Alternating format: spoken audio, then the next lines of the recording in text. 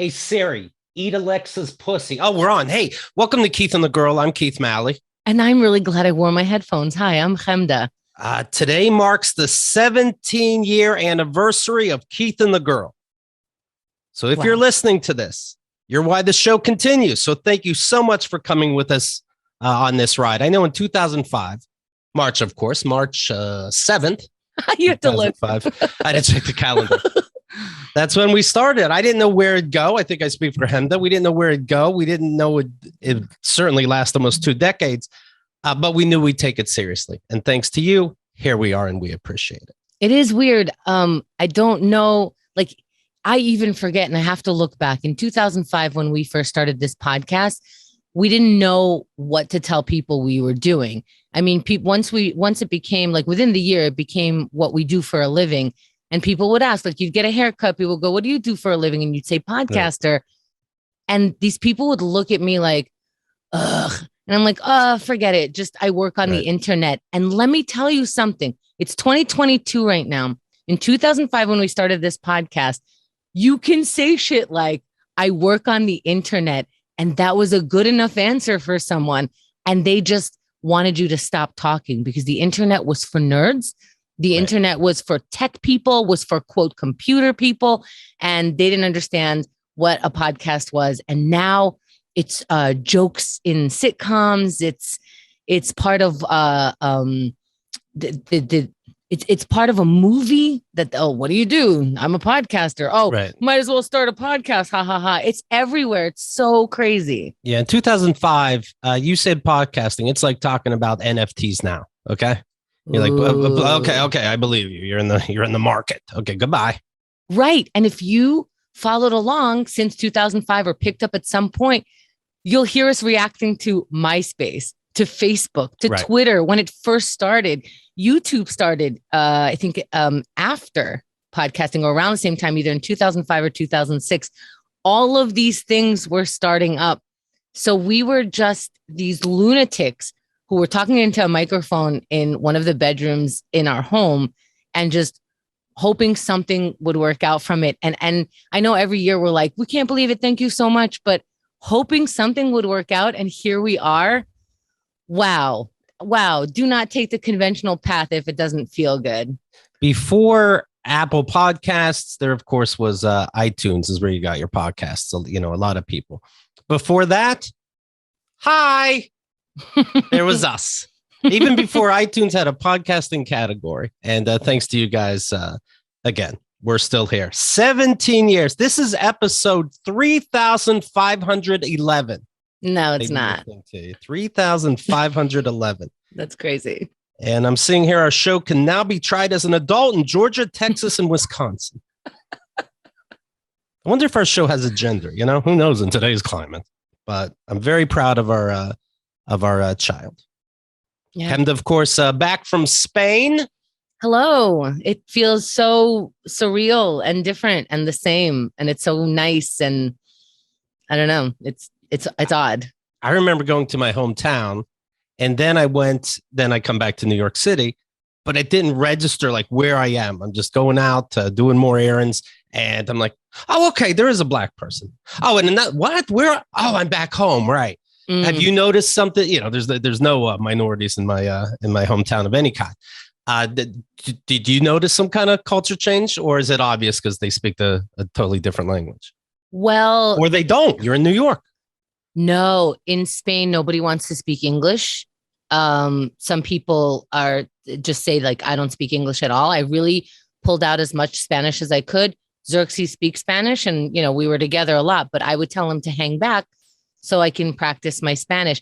Let me tell you how much nobody was interested in being in that country. Holy shit, what a weird feeling. And I can't tell you that they were just rude or they made faces at me, but there was an air of, ugh, you're here. And it was, and I'm thinking it's in my head because, again, no one was blatantly like, get out of our country or anything like that. But when I told Xerxes this, he was like, yeah, I get it. I get why you feel it. I get it. And I asked him if he felt that way. No, he feels that way here because that's how we treat Black people. Mm-hmm. He got a break over in Spain because as soon as he opens his mouth and speaks Spanish, they're like, oh, yeah. Can you tell her to kind of step as they hate my face. It's so, I don't know how to explain that feel. They want you to leave. And there was this one. Well, people talk about the lazy American, and that person doesn't try it on. They think that's why these other countries that don't like us, we're loud, etc. And I've seen the TikTok videos. We're assholes. But I wonder if it actually upsets some more people like Chemda who will try to roll her R's. And I wonder if they would like me better because I wouldn't be loud. I wouldn't be too much. And I would try a little bit. But Chemda's trying so hard, you can't trick them. Is that why they didn't like you? No, because you can tell that I'm a foreigner. I don't think it's my accent that's bothering them. I think it's just, you're not from here. We have to try extra hard in order to talk to you. That's what, I'm assuming. And no, thank you. But, I know that Americans have a terrible reputation. And in Spain, honestly, no fights broke out. Nobody was loud. And it's very interesting. Everyone's wearing the right clothes. Like, oh, you're obviously strolling on a Sunday. You are wearing the exact right clothes. Right. You're on a bicycle. You are wearing the exact right clothes. Everyone looks very regular and proper. And so I started fixing myself a little bit more. And I can't tell if I should, succumb to this, adjust myself. I guess I should. But anyway, let me tell you about this thing. That does sound like a nice way of living. In America, you can't tell what people do. You can be in a suit, you can be in shorts, you can be a podcaster both ways. Right. It's hard to tell. I like a country where I can just tell. Yeah, it's even if you're older, I think if you walk around the US and our older folks kind of start giving up, some of them.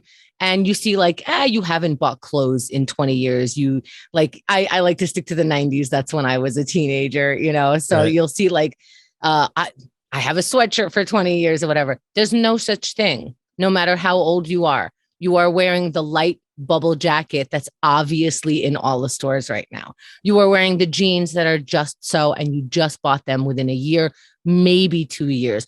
No matter how old you are, you look perfect. But then you want a cake and they give you churros. What are you going to do? That's true. Yeah, some things aren't worth it. And not to be an American about the churros, of course, our churros here are sprinkled in tons of sugar. Yeah, sugar and cinnamon, right? Yeah, over there, it's just, you fry the dough and you give it to you. What? And as you order, again, I don't know if it's me because now I'm a foreigner and they don't want to talk to me. It's like, how many churros do you want? And we're about to say 4 or 6. They're walking away. They're like, anything else? I'm like, well, I don't know. You're down the block. Do you have any cappuccinos? They're like, no, because some places, even though they have a giant cappuccino machine, no. And I'm like, is that because it's me? I can't tell. Right. I can't tell. Because you asked for a cappuccino. There's no R's in that.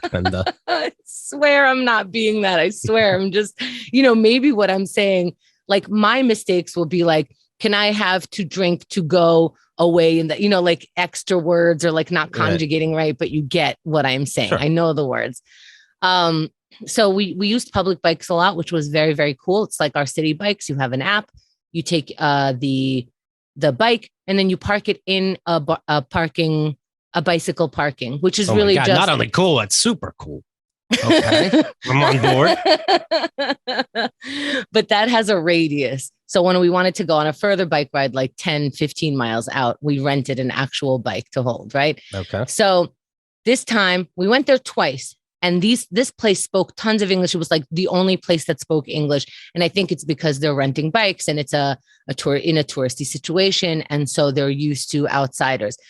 They're happy to see us. They're speaking English. Third time we go, Xerxes has to take out money. I'm like, why don't you go do that? I'll start the bike situation because I'm going to get to practice my Spanish. This is a friendly space. I see the guy that took care of us last time. He spoke very fluent English, but he's not the one that's helping me today. There's this woman behind the counter and she's like, how can I help you? I go, I'd like to rent a bike. And she goes, do you obviously I don't speak too much Spanish. She's like, would you rather speak English? And I say in English, well, I don't speak Spanish very well. And she says in Spanish, it's your preference. And she walked away. No, yeah, talk whatever you want. Do you want to do Klingon? Because I'm leaving. I don't give a shit. You want to blow yourself? I'm like, oh no, I got to rent this bike and not be leashed to Xerxes, who speaks the language. I have to be able to do this. And somebody else just checks me out, and they are just like trying to talk the most minimum, which I get. It's not your language, whatever. I see the guy that helped us last time. I know he speaks English. He's standing outside while I'm waiting for the bike to come outside for me. We are the only ones there. So I'm like, how you doing? And he laughs. And I'm like, what could be funny about this? Am I getting this guy wrong? Was it not the same guy? But when Xerxes came, he was like, yeah, that's absolutely the same guy. He spoke fluent English. So I'm thinking, did my somehow Queens come out so hard that I, by mistake, said, how you doing? And he thinks I'm Joey. Right. I don't know what was funny. I mean, it's not a happening town, this Spain. and that's the thing. New York's a happening place. Spain is not. Yeah, we were in their off season. It is a beach town. It was their winter, so it's like if there were any tourists, they're not there at that time. You still don't blow my mind during New York's off season. Okay. I'll still be able to work with you. Also, it's European countries that come to Malaga, Spain to hang out. It's not really Americans and whatever. It's like kind of an obscure place. Anyway, I already gave it 2 stars. That's what that bell was. So can you believe it? Then they wanted. That's just the vibe I felt the entire time, and it's not good. And I don't want to react to it because I get it. And no, you don't. No, you feel like you have to say that because you're not supposed to talk about other people's houses like that. You didn't like it. You liked being in somewhere new, but you didn't like the experience of Spain. And that's not going to be like, I want to go to Spain real quick, even though I didn't go to Italy yet. You're not a fan. And they need to be reported on as such. Gracias. Well, we didn't make any friends. I'll give you that. It still was COVID stuff. Like we weren't looking to, sit in a bar and talk to people because you still want to keep a distance. But no, I didn't get that much warmth. Absolutely not. It was a little hard to navigate around people when they don't feel like they want you there. That's unfortunate. Right. But it's such a good time though, because the beach is right there. And even though it wasn't beach weather, it's just nice to wherever you look, there's beach. You're riding down in a bike, there's beach. You're sitting on the sand. You're warm. You're not in New York City weather, which is really nice. Yes. Hold on. I'm Googling American beaches. Holy shit. More things are popping up than sniffies. But all right. Good for you. You found the beach. Yes. All right. By the way, speaking of 2 stars, 1 star, you rented an Airbnb. Now, this could be controversial, me asking this. Because I remember sometime after, did you go to another country or another state and somebody rented your place for a minute? No, in the past, there's this home exchange thing and you can exchange homes, but these people were this family of 4. It was the parents and 2 kids. They were stuck and they needed 2 places to stay, 2 nights to stay in New York City. So I offered my place without exchanging. So I was here. And I went into the tent in the backyard, as I do sometimes in the summer here, and they stayed inside the home. And then they left me a review and they said cleanliness 2 stars. 2 stars. And yes, I cried. But can I remind everybody that this is right after my divorce, where I was a little up in the air and my because feelings you didn't were a know if rough. you could. Am I able to clean a house by myself? And apparently, you're being told you can't, and that's devastating. To go back to a relationship you didn't like. Just to up your stars. That could be a lot on a person, right? Yes. Okay. Looking back, was it 2 stars dirty? No, I really don't think so. Okay. No, I think I would have liked to clean up a little more, but I just fell off the bike the day before, if you remember, and cracked my face open and it was all bloody. So I didn't have as much there's time. Blood everywhere. Chemda didn't tell you guys there's blood everywhere, but it was clean per se. And it was just at the hospital, so the blood was clean, quite frankly. So what I want to know? What's that? I should have shown them the bike that was mangled in front of them. What's the so what was the review with the Airbnb? Because they judge you now. Yeah. So Airbnb does this really tricky thing where you don't get to see each other's review until you review the other person. So you can't like revenge review. Like, oh, you're going to give me a bad review. I'll give you, or you gave me a good review. Now I can tell the truth and give you a bad review. You have to give blind reviews. So I see they wrote you a review. Would you like to write a review? And I'm like, of course. And we cleaned the place before we left. And like we did the laundry, like all this shit. There was nothing in the sink, whatever. And here's my review for them. Don't pass this place up. The pictures are very accurate. That's exactly what the place looks like. We stayed for 3 weeks. We had everything we needed. I had to buy a yoga mat, but I got over it. How would they know? That's fair. I left it for them. The location is amazing. The beach is down the block. We used public bikes that were always available within a block or two of the place. There's plenty of food options and stores within walking distance, right? Okay. And it's like, okay, you put in your review, you get to see what they reviewed about you. Mm-hmm. Here's the review. Ready? Excelente. Oh my goodness. This is the old Keith and the Girl 1 to 10 game. That's the whole review right there. Yes. Okay. Yes. And I'm like, dude, everything right now is about reviews. Like the only way to get another place is that this other place said it was good. I have all good reviews on Airbnb. Look me up. I am very good on Airbnb. And so I guess excelente. So I showed is Spain that aficionado where maybe they're upsetting you because you're like, how you doing? And they're just like, look, if we're praising somebody, we say excellent and move on with our day. Okay. I should be sleeping right now. Right. That's a good point, because Xerxes' point was like, okay, can you see how they reviewed other people? And so we looked up other people they reviewed. Here's one that they reviewed, another like the most recent or something like that. Ready? Mm-hmm. Excelente. Okay. También. Yes. Okay. Otra vez. Yeah. Yeah. So that was a little nerve-wracking, but I don't know. Again, it feels rude. It's obviously not, right? You can't take that shit personally.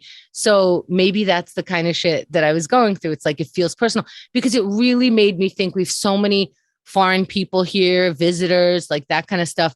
How do I treat them? How much do I lose my patience when you don't know to stand over here instead of standing over here in line at this place or that place? Like, how much am I like, are you in line? Like, what's up? So I don't know. I think I need to pay attention to how well I allow other people to adjust to my city after this experience. Maybe it's sarcastic. They say excelente to foreigners and it means no excelente. Right? I always thought the tilde just meant sarcasm. I mean, look at it. It's like, not really. Right? A good point. Welcome to Espanol. Like, yeah, doubt it. Well, what else is there? There was a big thing that we love to do is go see stand up. We've been to like Philly, we see stand up, or what we try to see it everywhere we go. We looked up, we ran into a poster for stand up show. Right. And here's what they call stand up: humorous monologues. And to be honest, we only saw like 2 people laughing and we thought they were going to get arrested. Right. It's not like we were like, shh, everyone relax. Well, we didn't say funny. We said humorous. Yeah. Popo's around the corner. Let's not push it, you guys. You read a humorous book, you go, I get it. That's humor. That's not funny. Monologues. Yeah. And it's true, carried out. We ran into a club that said, rock and roll, and this thing happens here, and also humorous monologues. Mm-hmm. And we couldn't find anything in English. It's not tourism for English speakers. It's like for European tourists, I think, that area. Well, what did you get when somebody was given a humorous monologue and 2 people are snickering out of pleasure? What did you look? What was the gist of somebody's story? Oh, no, we didn't go. Oh, okay. No, okay. The one of the humorous monologues that we saw was happening like after we left. And plus, once we saw that after you left, where? Sorry. After we left Spain. This? No, we saw the flyer for it. Oh, I see. Okay. Yeah. Okay. So the date was after we left. Right. And plus, like, once you see that it's humorous monologues, you're like, maybe we skipped that. And we saw nothing in English. As I know very, very little Spanish, I'm not going to pick up on their humorous monologues. Right. Humorous monologues is Mark Twain at his best, is what it sounds like, like, do eat the bigger frog first. But that's not getting you laid at the end of the night. Humorous monologues is, I was strolling with a friend and he wasn't wearing that light bubble jacket. Can you believe this crazy clown? Right. Well, I was just going to say, look at all your adventures. What else? Everything else was regular. It's the adjustment to, where's the supermarket? How does their supermarket work? Like you have to weigh your own fruit and put your own sticker on it. They pay you to shop and it's still not worth it. Our food's still better. That is something though. You don't want to, maybe we sound like assholes judging other countries' food, but quite frankly, New York City has your best chefs because you make more money here in New York City. So we have the best of all the countries. Yeah, every one of you listening has immigrated here, and one of you has opened like the best restaurant of your food. Right. So yeah, the food, no, we had to stop eating out. We only ate out like maybe a handful of times, maybe. Most of it was cappuccinos, which was also hit or miss, Spain. And tonight, we do this every year. Chemda and I go to a fancy restaurant, something we normally wouldn't do. And we take stock and we pat ourselves on the back for another year anniversary. Tonight's meal, Spanish, ironically. No, no, it's a tapas place with humorous monologues. Oh my God.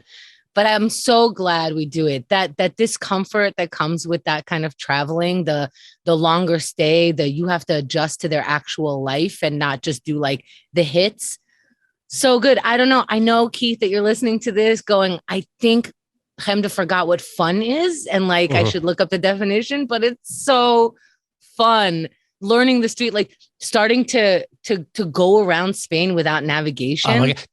To finally understand how the bike lane works and not die over there. Cause it's probably true. Opposite or upside down. It's so exciting. It's so exciting. It's true. See. It's true.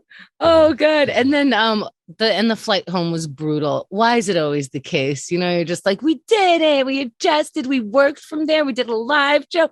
OMAT every day. Look at us. And we were I looked over at Xerxes' face, and it takes him a long time to show pain. And I'm like, oh my God, did I do something? Is he mad at me? And I'm like, no, he's visibly uncomfortable at this point. I'm like, okay. Wow, we have. You guys really do know each other. You guys know each other. Well, so there's two. It's like a fucking. At the end of it, it's over 12 hours, and the flight. Yeah, because you got to go from Spain to France. There's no direct flight home. Spain to France is 3 hours. Then somehow it's 8 hours to go to New York from there. Okay, fine. Come to the first flight, 3 hours. I've done that. Sometimes it's hard though. This is the thing with the world being round. It's hard to know which direction to go to. You ever be on your side and you're like in bed and you're like, let me get on my back. That's more comfortable. But you take the long way around. I could see doing that being a pilot. I really could. That's very funny. Well, in the first, the 3 hour plane ride, somehow we both got middle seats, one in front of the other, just middle sardine seats. And the American seats. Yeah. Oh God. And I was like, all right, at least it's just the 3 hour one. But the guy sitting next to me noticed that me and Xerxes were sitting behind each other because we were talking to each other for a minute. I wasn't going to do that all flight. And he goes, would you like to switch seats? And I go, you're going to take the middle seat? And he goes, yeah, okay. I'm like, the flight is full. I just asked the flight attendant. He heard the flight is full. There's not going to be. He moved to the middle seat so Xerxes could get the aisle seat next to me. Does this sound? This is blowing your mind. This sounds like your vacation was shit. And that this is a sign of God. This is Dana Gould finding God because a policeman didn't arrest him for weed. He stole his weed. This is amazing. This story and seeing a California sunset for the first time is simply mind blowing.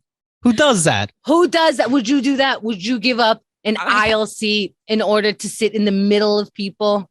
I don't want to brag, but I believe I've done that. You've done that. I believe so.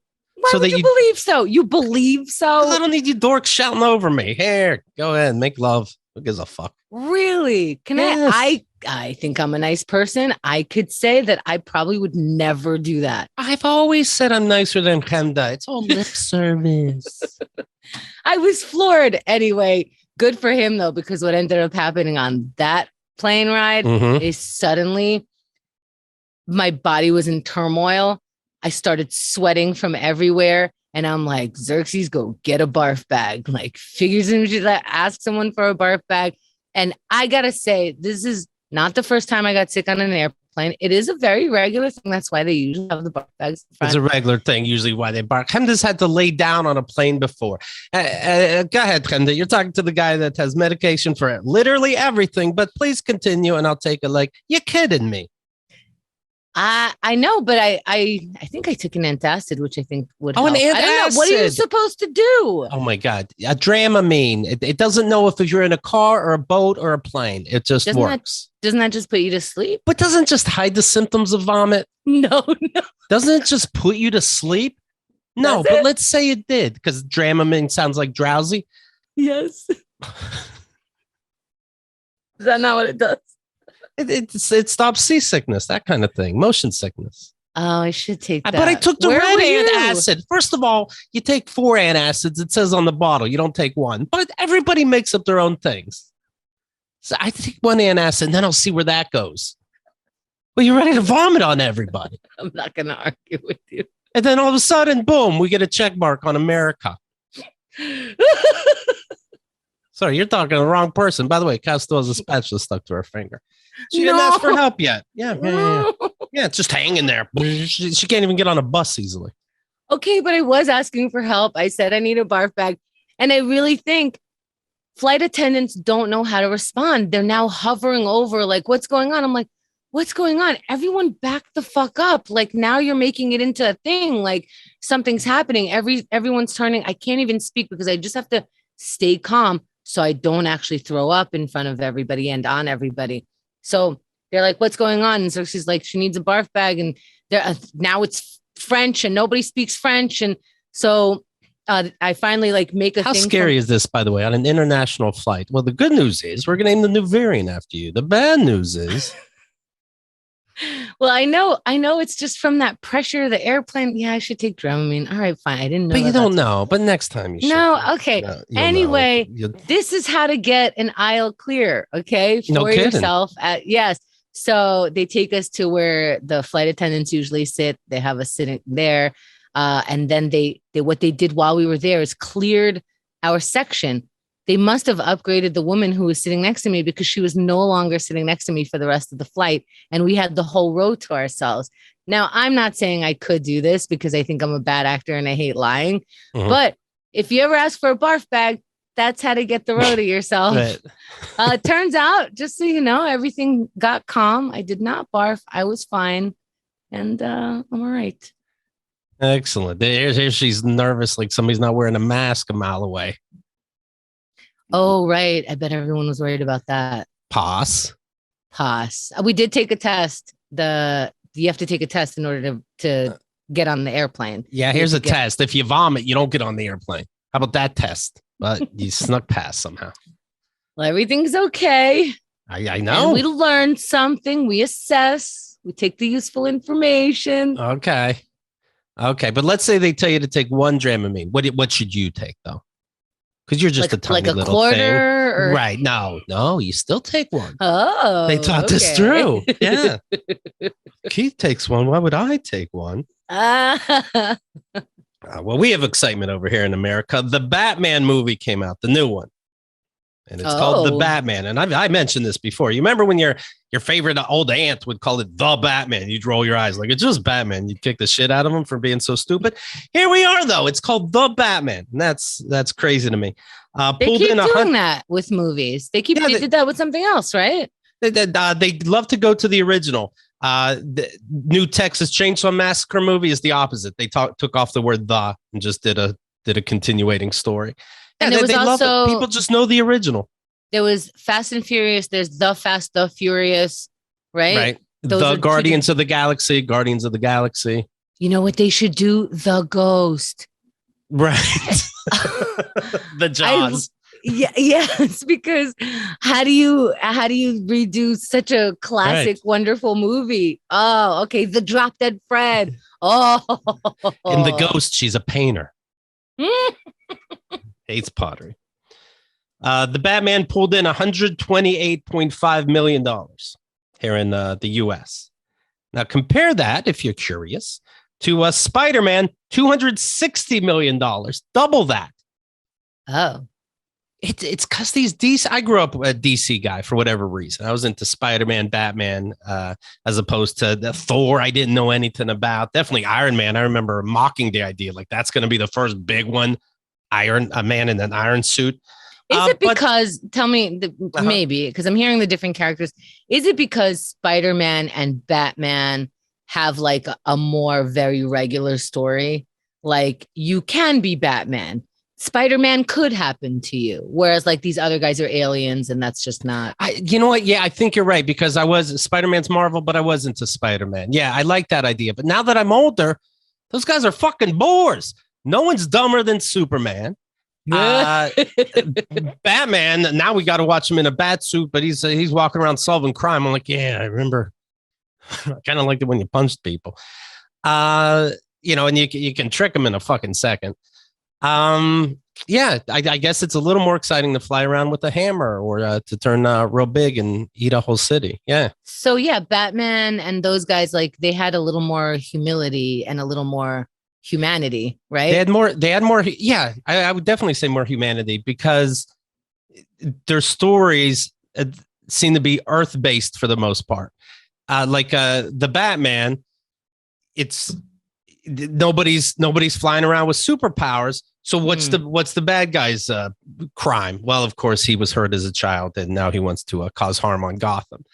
And by the way, these Batman movies, for there being a Batman shooting once before, these Batman stories always have the guy was let down by society and now has to start killing people. Marvel movies are almost like, I don't think a troubled kid is going to see a Marvel movie and go, all right, I got to collect the gemstone, the time stone. Then I need the travel stone.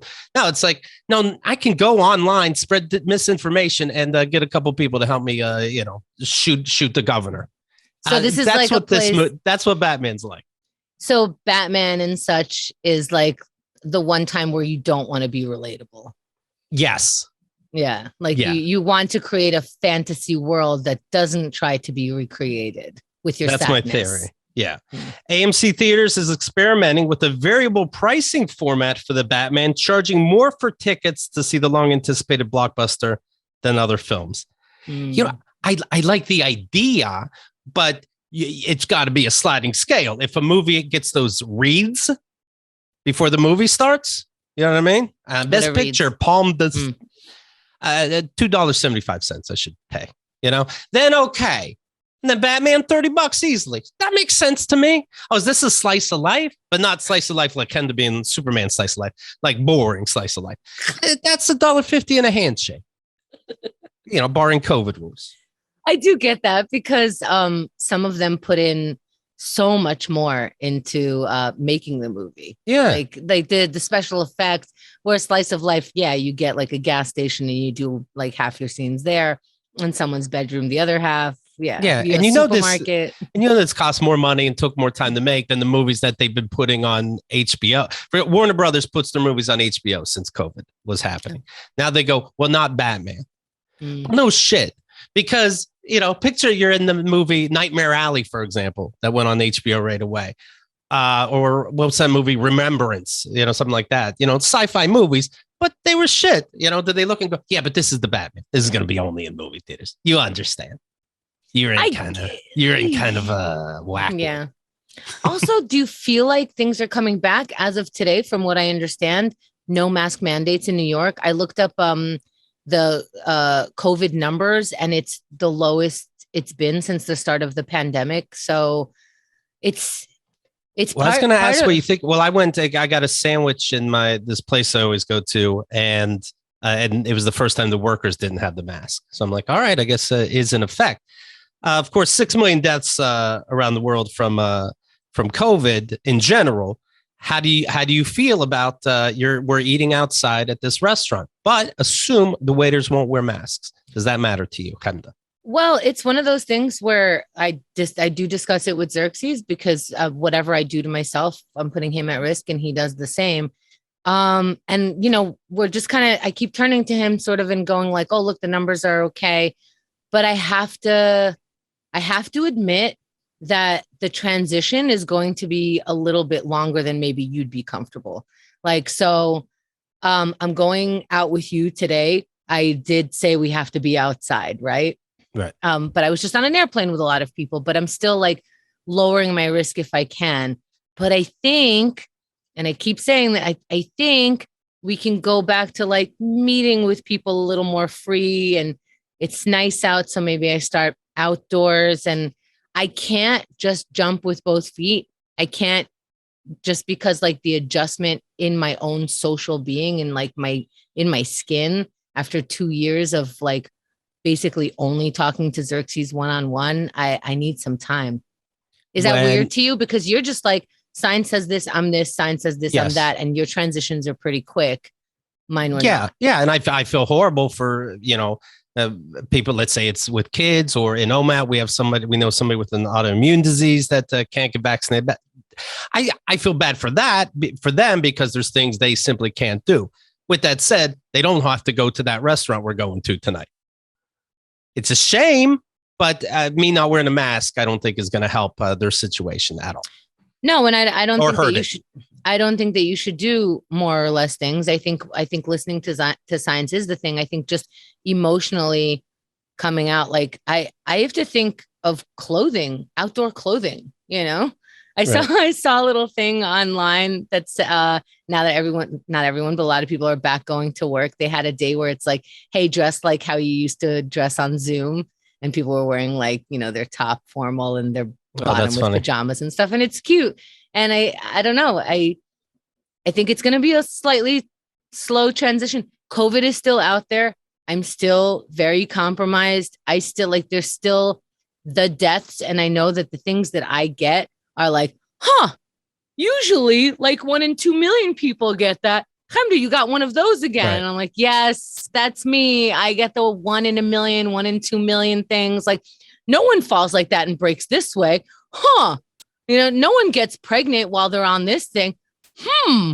Thank you, everybody. No one gets a tumor like this. Thank you. Thank you very much. I am unique and I'm a snowflake. Are we hugging when we meet each other? Have you taken a test recently? I actually have those government ones came. I'll bring all 4 with us. You going to take a test before you meet me? If you want, sure. As long as I don't have to wear a mask at all. No, you don't have to wear a mask. No. Okay. No. You're fine. I'm not gonna. We're having dinner. The jig is up. I'm not that ridiculous. But the virus doesn't know when you're about to eat dinner. It only knows when you're eating dinner. That felt so stupid on the plane, where it's like, well, I guess we're all eating now. We didn't even stagger. Like if that meant anything, it's just like this person. And by the way, on planes, holy shit! I know everybody knows this, but we sat in that middle where there's 4 seats. So it's 2 of us on one side and this other couple on the other. And me and the woman were sitting next to each other. So that means when she leans on her partner and I lean on my partner, our asses are touching. Sure. And we just have to. And it's not. And the CDC warned us early on that it can come out of your ass. So that's trouble. It's just you become so close, and I don't even know what she looks like because I don't even want to look over because you're sitting so close. Right. You can accidentally kiss someone by just looking over. I wonder if airlines, for example, among other places, are making a lot of money on food because the rules are you can eat and don't need a mask. It's like, I don't want to wear a okay, I'll take the $23 slider burger. I mean, it was free, the food, and it was hot.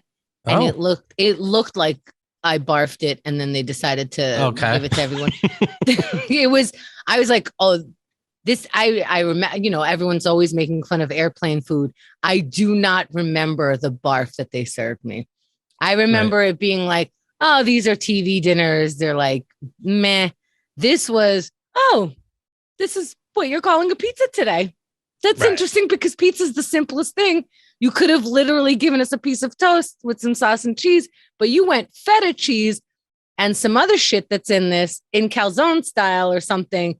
You're calling it pizza. And by the way, when you're handing someone a pizza, you should go, this is a feta pizza, because a lot of people will go, no thanks. Right. Holy shit. On the way there, it was chicken. I took a picture of the chicken on the way there because I was like, You can't possibly just give me peanuts. That's it. This is not okay. Even on the way out, they're like, here's the food you're used to. Not nice. Maybe that's them going, hey, here's a bowl of shit. I'm never coming back here. Thank you. Spain is so close. Spain is so close to Italy. Shame on the pizza that we ate there. Right. See what they're doing. That's Nobody from Italy brought their grandma over here and started a business. By the way, I thought I may have started something between Rod and Karen Morrow. Rod is in New York now, writing for a TV show. Where are they from? South Carolina? North Carolina? North Carolina. No offense. North Carolina. Well, where are you from? Upstate or New York City? How dare you? Mind your P's. Exactly. No, I'm from the good one where you can't breathe so nice. So anyway, I like to, when I see I did see the Batman, and when I see a superhero movie, I like talking to them about it. They're into it, but either they're not too nerdy deep or they know where my line is, but it doesn't get too overwhelming. And so I said, hey, do you guys have to save the Batman for each other? And then this is a text between us three. And Karen wrote, I don't think Karen wants to see it. And then Karen wrote, I want to see it. I was going to wait. Rod wrote, I don't think Karen wants to see it. Rod said, right, I don't think Karen wants to see it. Karen wrote, I want to see it. I was going to wait until it came out on streaming. But if you want to see it, we can. Now, they love these superhero movies. Right there, I'm like, oh, what did I just do? Did I just make it so Rod can't see a major superhero movie until it's streaming? I do understand this, weight that is put on you here in the US. Yes, I understand it. But I don't think anyone can get in the way of that couple. I think that Rod just goes, okay. But let's find out on Last Week on Keith and the Girl, right? Well, I'll tell you, he said, okay, I'll watch it then. But he jumped on that so fast. Like, well, I don't know. I mean, if it's no big deal, I guess if you want it, you can. Okay, I'll do it then. Who knows? That's the way I took it. She said, I heard nothing but good things. If you want to watch it, you can, and we can review it for the show. And then, and then they ended up working it out. Long story short. Paraphrasing, but long story short, he is allowed to see it, and she is allowed to see it separately as well. I felt like I asked one of them, hey, do you think that one's cheating? I felt so fucking bad, and I'm glad it worked out. I think I made him sound like on Keith and the Girl I was going to spoil it, so they have to see it now. Yeah, you do make things sound like that. Okay, so I think that's what worked it out. Yeah. All right, in general, we can assume that if you saw it, you're going to review it. And there's going to be even a feeling of spoiler, even if there aren't direct spoilers. What would and then I saw Rod tweeted out, what would the rent price have to be to justify staying in Gotham? So Gotham is, a version of New York City. It's a pure shithole. Batman really has to fight all this crime himself because it's fucking nasty. But my point is, it's Monday morning and Rod ran to the theater. That's what I think. And so that makes me feel a lot better. But yes, we'll talk to Rod, of course, on Last Week on Keith and the Girl. We'll be talking to Bianca Brady today regarding that show, of course. We'll talk about the last couple of shows that we did, where, hey, aren't Democrats just doing bad things too, like Republicans are doing? Everybody's got their fucking right. I mean, I'm looking right now, veterans benefits package. The voting went yay, nay. Democrats, 222 yay. That's everybody that voted. Republicans, 34. Nay, 174. They're not really into veterans benefits. Okay, I'm sure there's a lot of red tape. I just don't understand. Okay, very good. All right. But I gotta say, the last guest we had on Friday, which was the last show, people are hot or cold with this one. Very interesting. Yeah. But I do have to say, I think I learned what you meant about not being a centrist, because I was like, oh, I see what this sounds like. And by the way, she has tweeted like, maybe after this show, maybe I'm not a centrist, because she sort of like talked it out of herself. But I'm like, yeah, I see why you're annoyed by that. Like, oh, aren't we all this and aren't we all that? No, sometimes pick a side. And that's hard for me to say because I like being in the gray area, but Sure. I see your point. Everybody does. Then you don't gotta justify anything. You don't have Or to be mean. You don't have to be in a conversation if you don't want to, and you come off intelligent. Sorry, I could see all sides. I don't see how. You have Republicans praising Putin. I'm not hearing popular Democrats praising, political Democrats praising Putin. To me, I see a difference. And even if you're getting your news somewhere else and hearing the reverse of things, then how are you a centrist in that way? I just couldn't. I just simply could not. Also in your VIP package is Q&A. News he was on the other day, of course, and he said he's not hooking up anymore. And I said, when's the last time he had sex? And he said this morning. So we learned what a regular Calvin Cato over here. So we're learning the definition of hooking up. I'm always growing, even after 17 years. I'm always growing. 13 rates on our forums. Keith was rate test for the clarification regarding hooking up. Also, Keith doesn't like nose blowing. I'm okay with that. I'm in a cold climate. People are constantly cleaning up their faces. I don't want to hear or smell farts. Burping is more like the farting of the face, and I'd rather not hear or smell that either. Yeah, but to me, Keith, burping is farting, but nose blowing is shitting. And your whole face is just shitting. And then I'm supposed to taste your tongue. I understand sometimes it can't be controlled. Like maybe I'll allow it a few times a year. This is actually what I do with Kyle. I give Kyle 5 passes for each of these things, 15 total a year, and she can use even leap years. You get a full 15 full coupons. Okay, even leap year. Now they're not rollover coupons, but it is funny what grosses us out. You could blow your nose as much as you want in front of me, but Keith will walk away from you if you blow your nose in front of him. It's just interesting. But you fart. You actively fart and loudly and proudly in front of people. Sure. That's in my air. I don't my boogers are going straight to my napkin. You're farting in our atmosphere. You created COVID. By the way, that is, that's misinformation. I absolutely don't believe in that. I stuck a bat on my ass. Long story short, I thought I was being funny. So speaking of bats, the Batman is the darkest one yet. And by that, I mean, I couldn't see a fucking thing. But okay, some people like that. Fighting in the dark, a couple gunshots or the only light you can see, and you assume a lot happened, So the better your imagination, the more you'll love the Batman. Gotham can't afford all the lighting in the streets anymore. Right. It's really become a shithole. This I thought was an interesting choice. The Catwoman that they used. She's so ugly. And I thought that was it. No, it's Zoe Kravitz. Of course not. Oh, okay. Can you imagine? Really? Keith is becoming really harsh with what's pretty and what's not. Like, what kind of new level is this? Okay. She's gorgeous. The song you may have heard, that's the big song in the movie, is also in the trailers. Nirvana's Something in the Way. Something in the Way. Ooh, they play this full song more than Neil Young played "Keep on Rocking in a Free World" when he was trying to get back the us walking out on him.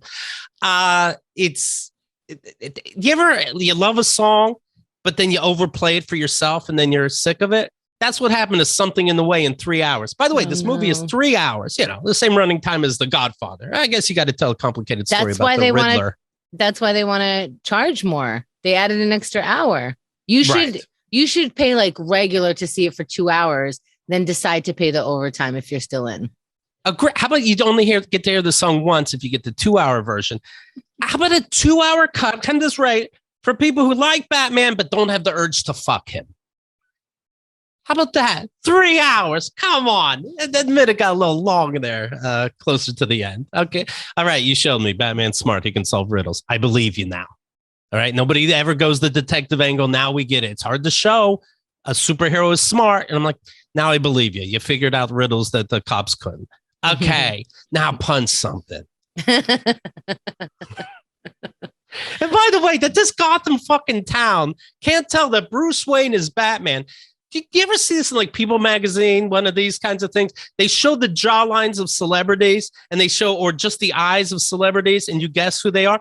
I get everyone right all the time. I'd figure out Batman, Bruce Wayne in 2 seconds in my little town of Gotham. Trust me. Yeah, that's like putting on shades and a hoodie and going to rob a bank. I think we'll figure you out. That's Superman wearing glasses and being, I'm Clark Kent now. When he's with Lois Lane, did he put the glasses on the dog and go, hey, honey, is the dog Clark Kent now? Mm-hmm. Yeah, that's asking a lot of our imagination. And of course, the Batman mask. This is only 2 years into him being Batman, this movie. But Batman never seems to figure out that there's no peripheral vision on your fucking. He takes a lot of punches to the face. No shit, he can't see on the sides of him. He's got to move his whole fucking body to see some. You're not that scary. It's worth it. He doesn't even have superpowers. Right. Yeah. Yeah. So you can't be taking all those punches to the face. No, he can't. His superpower is being rich, isn't it? That's how he has that car. That's how he has his gadgets. Yes. That's his superpower, is just being white and right. But he's not really rich now. Like his bat car is just an old hot rod. It's not the Batmobile as you know it. It seems like he's in a real cave as opposed to, a cave mansion. So I wonder how maybe year 3, he learns that, hey, if I beat up these bad guys, I think I could take the money. I need to develop some shit. But for some reason, he doesn't seem too rich himself there. Is Jeeves still in it? What's his Jeeves? Jeeves is still in it. There's a different version of Jeeves. And that's the thing between this movie and Marvel movies, that DC movies keep changing their characters. Like, here's a new Superman. Let's try again to see if you like him. Like, just leave what it was. Even if the movie was mediocre, keep Superman the same. Make the story keep evolving. All these Marvel movies, all 632, it's one ongoing story. You still had, Kurt Russell was in one. He played God, but evil, but the ultimate God. Well, that's okay, because you still have other gods. You still have other worlds. You still have other stories. You have Thanos can, take away half of Earth's population. But it's still a one story that can go into each other. That's why I think people love Marvel. It's why I do, I think. A new Jeeves. Okay. And then they got to re-describe Jeeves. I'm like, I know Jeeves. And they only give you so much information anyway. Very loyal to the family. But they had to tell me that. I'm loyal to the family. We know you all were. I am so excited that we're calling him Jeeves because of me now. Thank you. Thank you. I contributed. Whoop, whoop. Right. And Clark Kent lives in Metropolis. Superman lives in Gotham, or vice versa, right? It's the same thing. Clark Kent, Superman lives in Metropolis. Batman lives in Gotham. Marvel movies goes, yeah, we live in New York City. How about that? In fact, some of us live in Hell's Kitchen. Some of they're naming streets, 23rd and 4th. We know where you're at. I like the honesty of that. Captain America's from Brooklyn. Spider-Man's from Queens. Name the real places. That goes a long way with me, real places. And then I left. Can you imagine somebody who worked on writing it, directing it, listens to your review? Right. This is what you're upset with. I left and they go, do you want to take a survey? So there's one of the workers was there. And I go, why? Are you going to fix it? Who gives a shit what I think about Batman? It's done. I don't know if you guys know it's done. And this is the big weekend. So you're going to have to. Yeah, I think an hour 50 to 2 hours 13. Just cut that out. I don't think anybody would notice. So you went to see the 3-hour movie. Now they want to survey you for a half hour? Yeah. I'm like, oh, sorry. I have to piss, eat, sleep, say hi to my kids, probably grandkids by now. I don't have time. No, I didn't do it, but I have done one of those before. And it's for ads. It's not about the movie at all. It's to say, what ads do you remember seeing? What ads enticed you? Oh, do you feel like having a Snickers bar for no reason right now? Honestly, yeah. What do you think? What do you think about what beer do you think you'll have tonight? And that tells them if I did come in time to see a Coors Light commercial. No. Yeah, so it's not about the movie at all, of course. And then I don't know what you get, a $5 gift card, but it's not worth it. It takes a lot. It does take half hour. It takes a long time. You should get the beer that they wanted you to feel like having. Yeah. Do I get a Coors Light? Right. Give me everything you just advertised for. And here's another thing when a movie's 3 hours long. These DC movies, Marvel movies always have an extra scene, usually 2, sometimes 3 at the end of the credits. Wow. One of them makes you go, what the fuck, him? And you have to look it up and, people are creaming all over the place. Other ones are just fucking short but hilarious. DC movies, they had something at the end, but it's so short and stupid that it pisses you off. You leave upset. So at the very end, you hear like, the Riddler says something, and this, it's not a spoiler anyway. It doesn't even, it's stupid they have this in here. But anyway, then it has a website that you saw Batman on earlier, and you can play along at home. And I'm like, fuck you. 20 minutes of credits, and I can go to a website for something. Fuck off. And they blinked it real quick, so you have to go to, moviegeek.com and figure out what it was anyway. Like, fuck you. And use the hashtag. Yeah. This is all for you guys. We did this for you. Right. By the way, don't leave Movie Corner without letting me tell you the movies that I saw. You saw movies in Spain? I did. Well, first of all, I'm on a flight, so I'm trying not to watch the same movies, but I did. I saw Set It Off again a little bit. I started watching it, and I remember Set It Off the first time I saw it. Called my best friend at the end. I was sobbing. It was like one of the deepest movies I've ever seen. Bye-bye. I was watching this on the plane. I'm like, oh my God, this is a joke. I had to turn it off. It was so uncomfortable. So that's my Set It Off. Like, I know that in the 17 years of podcasting, I have recommended Set It Off. I guess they made better movies now. I mean, can I tell you something in case you feel like you have to find out, who heard and send them letters? Nobody believed you. Okay, really? Set it off. No one believed you. You were going through something that day. Somebody believed that day. Stop it. A lot of people thought Set It Off was amazing. And I think Xerxes just laughed at me. Yeah, of course. I heard that. Yeah. Stop it. We're trying to do you favors over here. Well, I turned it off. So I don't know. It didn't hold up. And that made me very sad. I'm not too sad. I got over it. I still eat that disgusting chicken. Now, the other movie is Donnie Brasco. Okay. So good. Okay. And it's from a true story. Right. So here's the thing. So you're Can I telling tell me, you, I had no idea what this movie was about. And right away, I don't want to spoil it, but right away, I'm like, I know Johnny Depp is a You know what I mean? Is a what? What the undercover mob guy? No, an undercover something else. He's homosexual in the movie? No, he's a cop. He's an FBI. Yeah. Okay, he's undercover. What is he? A fucking cook? But I knew that, right? I knew that before we knew that. I don't know why. Maybe because he was such a dork. But is that where we? You don't think it's because the movie came out in 1984? And it is interesting. Donnie Brasco held up and Set It Off didn't. Isn't it weird? The different media can do different. But is that where we got Forget About? They had a whole Forget About It scene. Forget about it. You know what? Yes. Yes, Donnie Brasco. And now you know. Now it makes sense to you. All right. Also, Fazul. Yeah. All those they did them all. They did them all, right? Spaghetti. Like they had spaghetti in that. Remember? Al Pacino. Is that where we got money from? Rolling money in a roll? Al Pacino was such a sad sack in this. Yeah. He's so good at making me feel like, oh, you're a pathetic little shit. Oh, it was sad. It was very good. Hold on, I'm just taking notes here. So on today's show, Keith and the girl reviewed The Batman, Set It Off, Donnie Brasco. All right, a little something for everybody.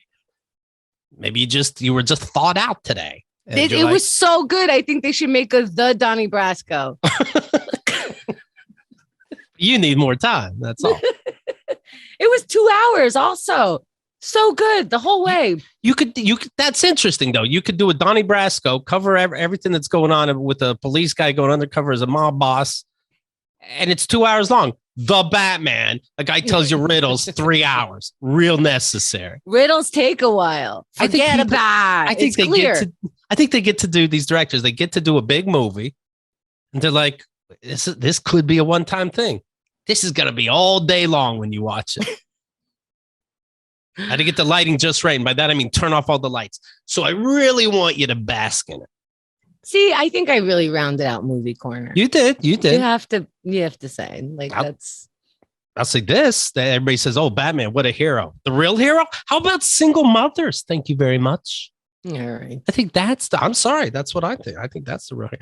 A prankster released a bat inside a screening of the Batman in Texas over the weekend, frightening moviegoers and forcing the cinema to pause the flick. That's all they did was pause. I'd go home. Right? I'm done. If there's a bat in my Batman movie, I'm done. Same thing. Like I've heard there's like a rat will come like across your feet at a theater. I'm done. I don't think there is that good a movie where I stay after that.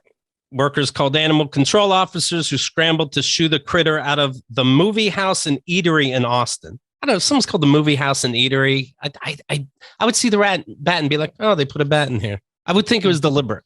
I'd be like, oh, that's a dumb choice. They make noise. I mean, they got seats that shit on you now. You pay for that. They shake you up. They spray water at your face. Gas comes out of it. Yeah, why wouldn't there be a bat?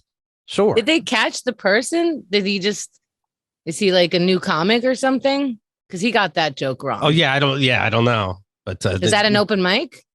You just find out who's good. It was a humorous monologue. And he took it out of a case and let it go.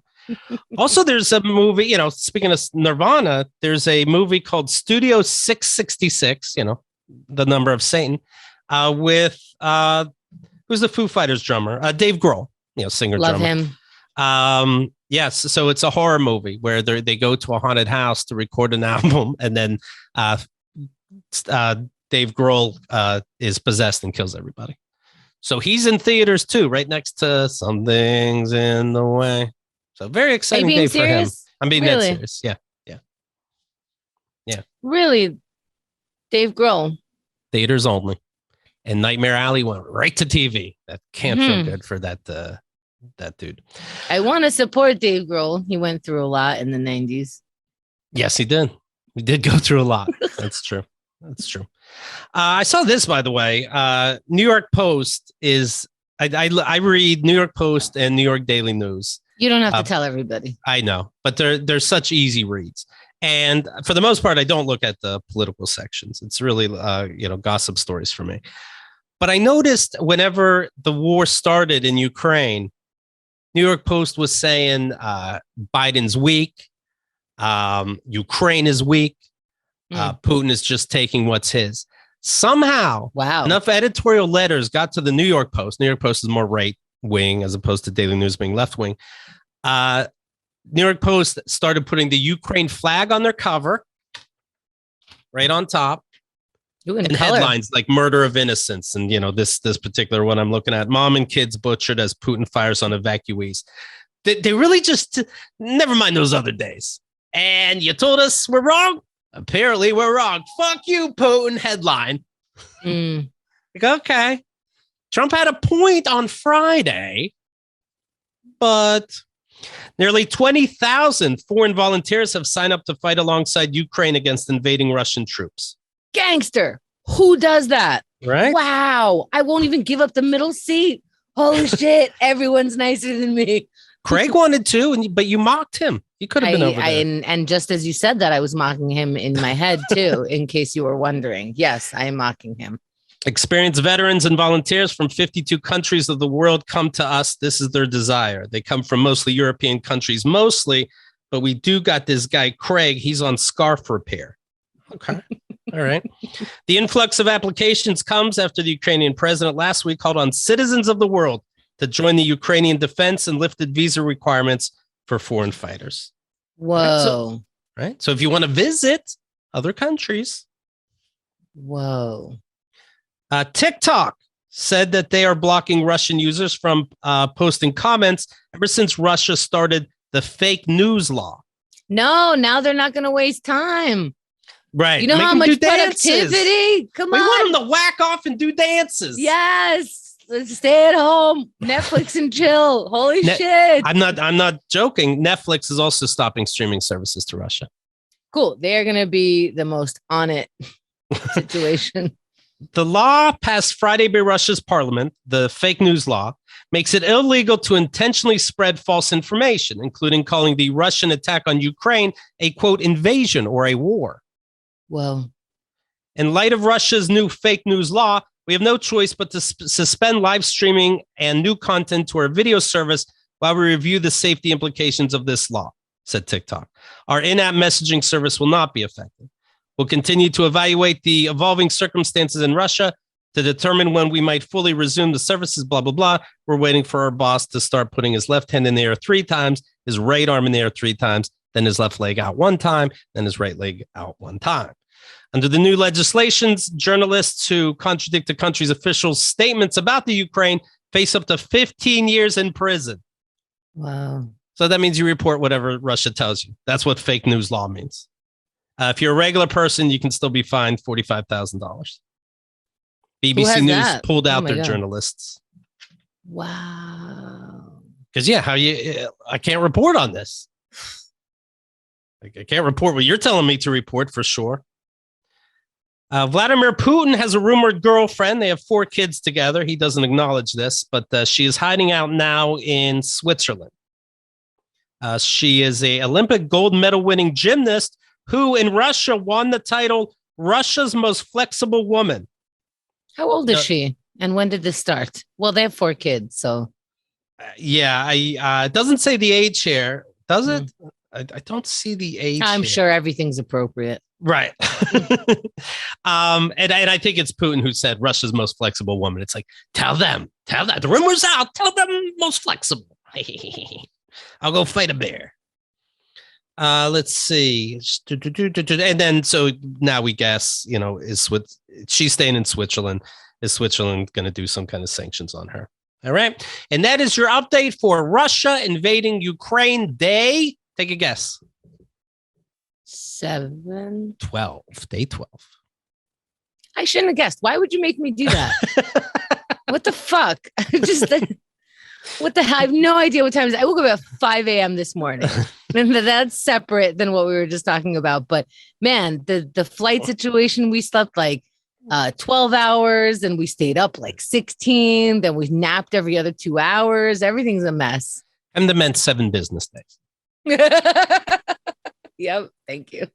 I have some letters I'd like to read, if you don't mind, about our 17-year anniversary. Here's a couple that I pulled out, but I saw them all. We'll read some more later. But thank you so much. They're very fun to read. Stephanie writes, I've been listening since 2011. I can't imagine my life without Keith and the girl. It feels like we've been through so much together because you're so open about your lives and experiences. And then a list of things that she likes about us. Here's what I love about Keith. His looks, Jesus Christ, so fucking hot. I have to, that is probably written and deleted. He always calls bullshit when he sees it and suffers no fools. Oh, believe me, I've suffered a few of them. He works on not saying ladies and gentlemen and laughs at himself when he messes up. That's right. Hello, all genders, I say. What a quality. Yes. I love that about you.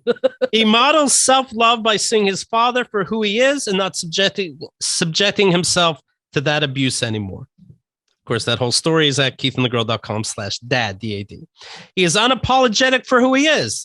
Yeah, again, that doesn't... But thank you. Thank you. Thank you and fuck you. She's not wrong about any of this. He refuses to say nice things about people just because they are dead.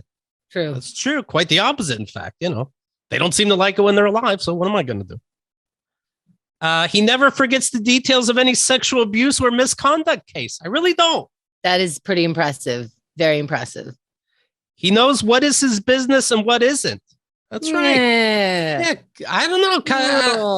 Huh? I was like, I got a spatula taped to my hand, and I'm like, none of my fucking business. He is unusually kind and generous, but doesn't necessarily see himself that way because he is always just acting in a way that makes logical sense to him. That's right. Just be nice, I say. What else would you be? And then added, this is a compliment, I think. He goes to therapy now. What? That's a compliment. I mean, I know. What she loves about you. That's what she loves, right? Everything before therapy and therapy especially. Now, let me tell you something about therapy, by the way. Remember when Gary Busey was in Sober House and he wouldn't admit that he had a problem? He'd say, I'm here as a consultant. That's me in therapy. I'm really here for them, actually. Here's what I love, she says about Chemda. Her energy and enthusiasm for life, 3 exclamation points. Watching her go from someone who tries to fix everyone to someone who knows she only has power over herself. Oh, you know what? I love that about myself too. Thank you, Stephanie. Good reminder. I figured that one out a while ago. Yeah. Her resilience in the face of illness, injury, cheating, and divorce, truly inspirational. Oh man, I did go through that. Life beat her up and she decided to stay alive. Her strength in rejecting the limitations that her parents tried to put on her. The fact that she is so warm, generous, and caring, but also a cutthroat at poker. So she's still human. Yeah. Oh my God. Wednesday night. I can't get any hands there. Fuck all of you. I'll see you there. I love you guys. I love Wednesday nights. Was that middle fingers? No, but I should have. I heard hands and I wasn't looking up. She isn't afraid to try new things, grow, and change her mind.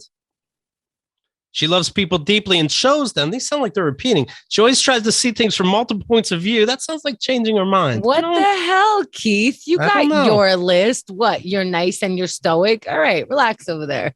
She gets shit done. Look, that's none of my business. Her hair is amazing. That's sweet. Anyone who listens to other podcasts realizes how masterful the two of you are at interviewing and creating a seamless, flowing show. You make it look easy, but it's an impressive and unique talent you have. I am never, ever bored listening to KATG. The transition to Zoom shows had a few bumps. What? What? This is some birthday card. But in no time at all, you were smooth as ever. You made the very most of a hard situation by shifting to bringing in guests from all over the country and all over the world. I'm sure there is something lost by not having people in the same room all together with your guests. But you know what? I don't know. They definitely did seem that way at first. Something's missing, not in person. But there is something to the video where I don't know if people are even more present somehow. Does that make sense or not? I think you just like the button at the end where as soon as you press you're in your own space. Goodbye. All right, bye. Have a good one. What are you doing later today? See ya. The diversity of guests and new people I've been introduced to in the past 2 years has been astounding, however. Not to mention the brilliant Siler trailers, all the bonus VIP shows. I love you both. I'm grateful for your time, effort, parts of yourselves that you give to us. Thank you. Congrats on 17 years. Love, Stephanie. Thank you, Stephanie. Oh, lots of love, Stephanie. That's sweet. Happy 17th, says Kino. Long ass time, first time, blah, blah. I started listening to you guys religiously when I was 15 or 16. I'm 33 now. What the heck? I took a long break after I went to college and quickly lost myself in an existential crisis fueled by addiction and mental health battles. I checked back in again. That's what happens. You get the DTs when you stop listening. Oh, everything's going good in my life. I think I'll throw my pills down the toilet. Real smart. Real smart. That was said with a tilde. I checked back in again during a brief period of sobriety after college, and to my surprise, you both were coming out the other side of similar struggles. Chemda went on her silent retreat around the time I was also diving hard into Buddhism. Is it the universe? Is it just a crazy coincidence? I don't care. I just loved how it felt like checking in with old friends and still felt I could relate. I love how you guys have never shied away from the difficult topics. It also helped me lighten up around many political issues, especially as I was dating a stick-up-their-butt activist who took everything as a personal offense. We're no longer together, thank God. Oh, I understand that feeling. Yeah, like I think people sometimes get mad at you and all they're looking for is, you know what, you're the best. How are you the best all the time? Mm-hmm. And then, but then they go on, hey, I do annoying things too. Like they thought we should protest the chemical plant. I thought I should vote no to the rates of war veterans. So everybody has their thing. They are acknowledging that. Though Hennessy turned out to be not a great partner, I was so happy to hear more queer and trans voices, such as Jess Tom, Dylan Adler, River Butcher, describe their experiences that were so timely as I started questioning my own gender, and then I started transitioning myself. It reminded me that I could be queer and trans and still laugh at the absurdity of it all when my local queer community was still feeling justified in canceling each other over every tiny misstep. I got sober and started listening again every day during the pandemic, catching up on old episodes, and your show was one of the only bright spots in my day. I live alone with 2 cats and learned how to laugh out loud, guffaw even, and invite the light in along with the dark as the world falls apart around us. I haven't missed a day since.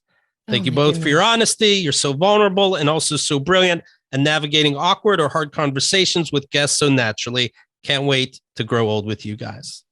I want to grow old with you. L'chaim. Oh my goodness. And it looks like they learned their lesson. So good. Good. 17 years. Hello, Keith and Chemda. I listened to random old episodes of the show while getting ready in the morning. This very morning, I had episode number 287, Wasted Youth from 2006, playing in the background, and imagine my surprise when I heard an email being read on air from my 14-year-old self. Oh my God. Whoa. I have no memory of this, but apparently I wrote in to tell you guys that I could relate to your lives, particularly Chemda's experiences with music, drugs, and suicide. I also asked if Chemda would personally recommend LSD to me, a 14-year-old. I laughed out loud this morning, and you guys apparently roasted me and debated whether or not to even read emails from minors anymore. The roasting didn't scare me away, though. I kept listening to your show through all of high school, college, graduate school, and beyond. Now that 14-year-old listener is a successful 31-year-old psychotherapist. Wow. Let me say something, though. I just call you guys therapists, okay? I don't think you have to put that label on yourself. I remember sending a $20 bill to your P.O. box when I got my very first paycheck from my after-school job. Come to thank me on air, and it absolutely made my day. Well, she spoke for me, too, you know. My first car had a Keith Negron bumper stick on it. I still have the keychain bottle opener from way back. Wow. You two have been the most consistent voices in my ear during every major milestone for more than half my life. It seems strange to feel that way about you guys without having any idea of you knowing who I am. I figured now is a great time to introduce myself and tell you how much you've influenced my life. Thank you so much, Erin. Erin? Erin, E-R-I-N. Oh, Erin, that was beautiful. Wow. I love coincidences like that. Yeah. Let me read one more for you. Dear Keith and Chemda, I've been listening since 2007 when I was in 8th grade. No. 29 years old now. Oh. Looking back, it's incredible to see how much the two of you have influenced my life. I've grown up so much because of this show.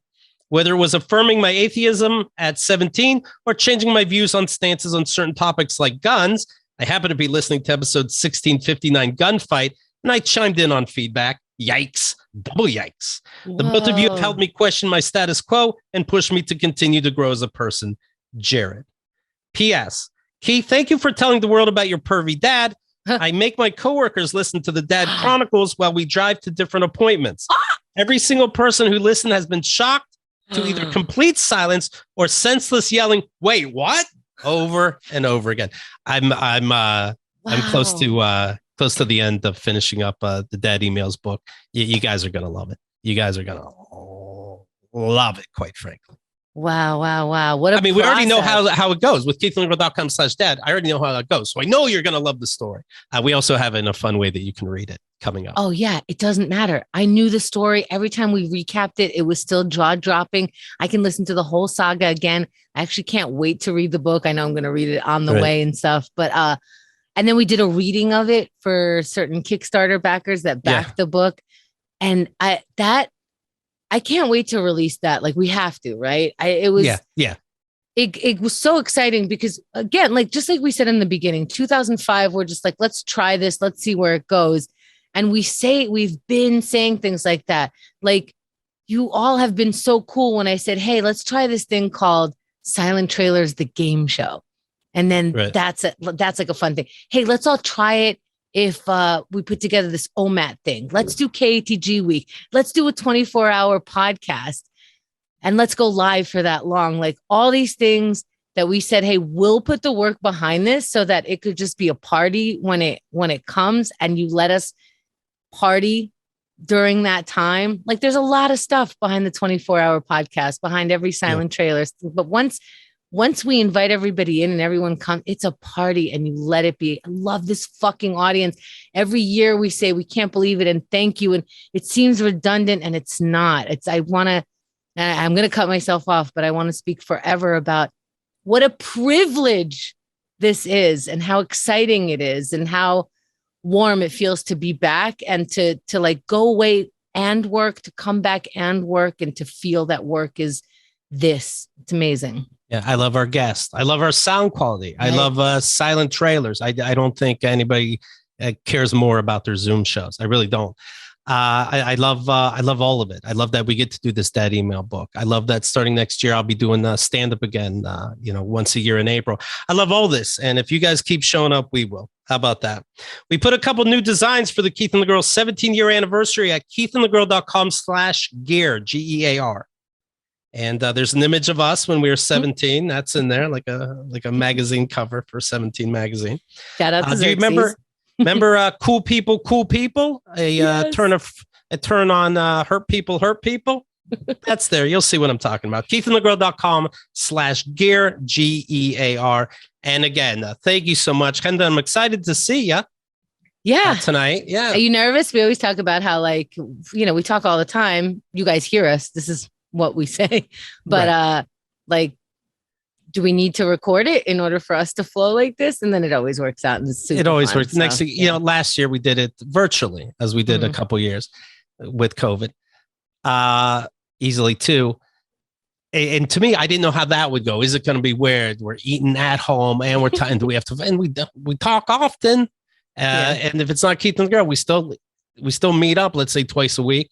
And so next thing you know, it's 3 hours later. So yeah, it seems we're still fond of each other. And yes, I think it'll be fun. Yes, I think we will have fun. That should be the poll. Will we have fun? Right. So that's it. Thanks again, and we'll talk to you soon.